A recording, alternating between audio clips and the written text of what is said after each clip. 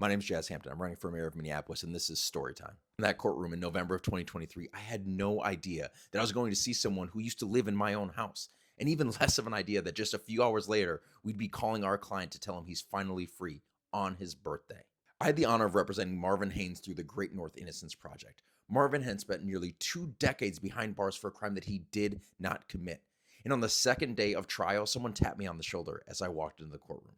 And when I turned around, I saw someone that my parents had fostered when I was a kid.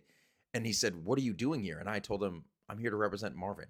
He looked at me and he was stunned because Marvin was his family member. They had grown up together in Minneapolis before their lives went down two different paths. A few hours later, we got the call. Marvin was free. And we even got to call him on his birthday to tell him that he could finally go home. And this was one of the most powerful moments of my life, realizing that moving forward, I would have the opportunity to spend every single Thanksgiving with Marvin. But the story doesn't end there. It gets wild.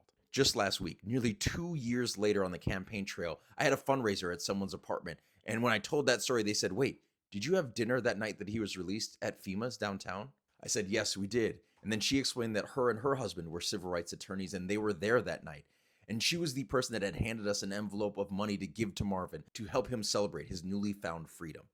It's an incredibly small world we have here in Minneapolis. When people ask me why I love the city of Minneapolis, I always say it's things like that. Communities coming together when they don't even know each other to celebrate and to help out. That's why I've lived here my entire life and I don't want to live anywhere else. That was a full circle moment from my parents teaching me how to show up even when you don't have as much as you think that you do, to represent someone like Marvin, just meeting someone years later that helped us celebrate his freedom.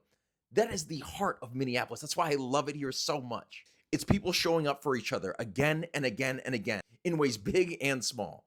And this is video 94 of 100 of me explaining what kind of mayor I'll be in the city of Minneapolis. As mayor, I plan to keep doing exactly what that story represents, connecting people and networks who care so we can do the work of pushing our city forward together, whether we're talking about affordable housing, public safety, education, or small business growth.